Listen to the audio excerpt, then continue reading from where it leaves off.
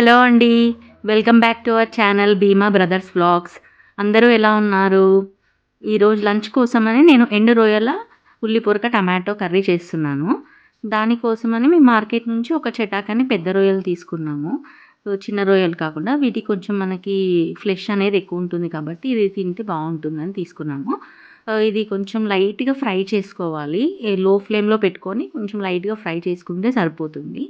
మనకి ఇది కొంచెం ఫ్రై అయ్యాక మనం పైన తలకాయ దగ్గరున్నవి అండ్ తోక దగ్గరున్నవి మనము ముళ్ళు తీసేసుకోవాలి. ఎందుకంటే మనకి తినేటప్పుడు గుచ్చుకుంటాయండి. చాలా బాగా కుదిరిందండి. ఈరోజు చాలా యమ్మీ యమ్మీగా అయింది. మీతో షేర్ చేస్తున్నాను. ఇప్పుడు మనం ప్రాసెస్‌లోకెళ్దాము. ఒక 2:30 పావులు పోస్తున్నాను ఆయిల్. మనకి దీనికి కొంచెం ఆయిల్ ఎక్కువనే పడుతుంది. ఇప్పుడు ఆయిల్ వేడైంది కదా! మనం కొంచెం జీలకర్ర ఆవాలు వేసుకుందాము.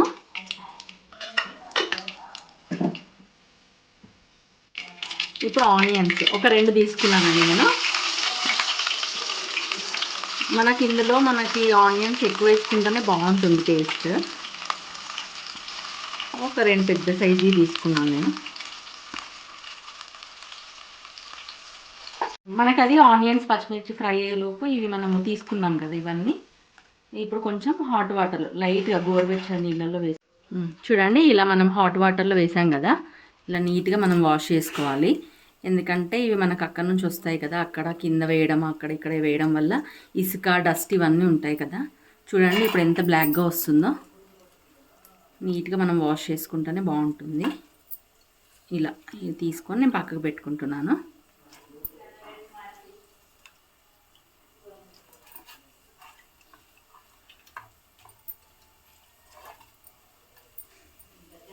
ఈ ఆనియన్స్ పచ్చిమిర్చి కూడా ఫ్రై అయ్యింది కదా!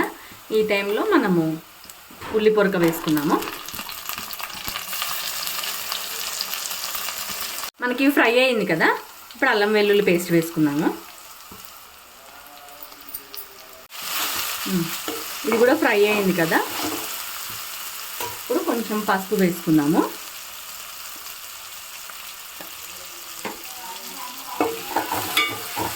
ఇప్పుడు మనం కడిగి పెట్టుకున్న రొయ్యల్ని ఆయిల్లో కొంచెం ఫ్రై చేసుకుందాము. మనకి ఇది కొంచెం ఫ్రై అయిపోయింది కదా చూడండి, కొంచెం రెడ్ కలర్లోకి వచ్చింది కదా. ఈ టైంలో మనం కొంచెం ఉప్పు కారం వేసుకుందాము. కారం ఒక 2 పెద్ద టేబుల్ స్పూన్ వేస్తున్నాను.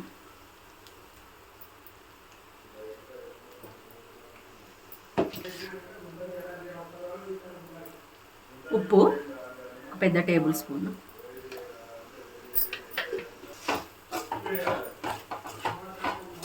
ఈ ఉప్పు కారం వేసాక ఒక 5 మినిట్స్ మనం మూత పెట్టిద్దాము.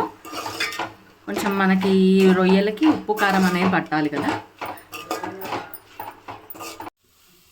ఫ్రై తినేవాళ్ళు ఇలా కూడా తీసుకోవచ్చు. మనకి ఇప్పుడు కంప్లీట్ అయిపోయినట్టే. కాకపోతే మాది కొంచెం పెద్ద ఫ్యామిలీ, అందుకే నేను టమాటోస్ యాడ్ చేస్తున్నాను. టమాటోస్ ఒక 5 తీసుకున్నాను నేను.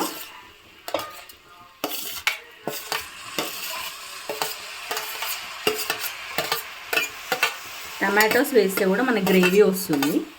సో ఫ్రై లాగా తినేవాళ్ళు తినొచ్చు, లేకపోతే టమాటోస్ వేసి గ్రేవీ లాగా కూడా చేసుకోవచ్చు.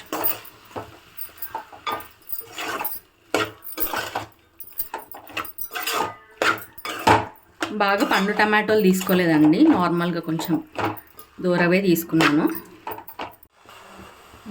ఇప్పుడు టమాటోస్ మొత్తం మగ్గిపోయాయి కదా.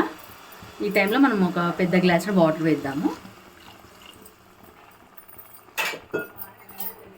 ఒక 5 మినిట్స్ ఆల్మోస్ట్ అయిపోయింది. ఒక 5 మినిట్స్ అయితే కంప్లీట్ అవుతుంది. ఇప్పుడు మన దగ్గరికి వచ్చింది కదా. ఈ టైంలో మనం జీలకర్ర పొడి వేసుకుందాం, కొంచెం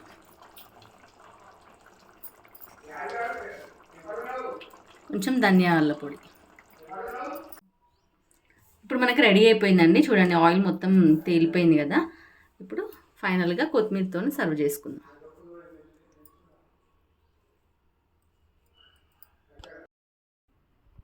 మనకిప్పుడు రెడీ అయిపోయింది. నేను సర్వింగ్ బౌల్లో సర్వ్ చేసుకున్నాను. ఇది మనకి చపాతీలోకి, పరోటాలకి ఎందులోనైనా బాగుంటుంది. నేను ఇప్పుడు లంచ్ టైం కాబట్టి నేను లంచ్ రైస్తో సర్వ్ చేసుకొని మీకు టేస్ట్ ఎలా ఉందో చెప్తాను, రండి. ఇప్పుడు టేస్ట్ చేసి చెప్తాను ఎలా ఉందో. మంచి స్మెల్ వస్తుంది.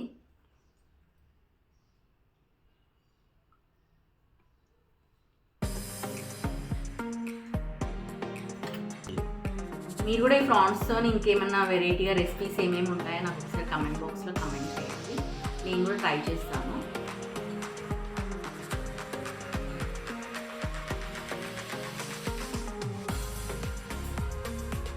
బాగుంది, ఇది కూడా బాగా ఉడికింది.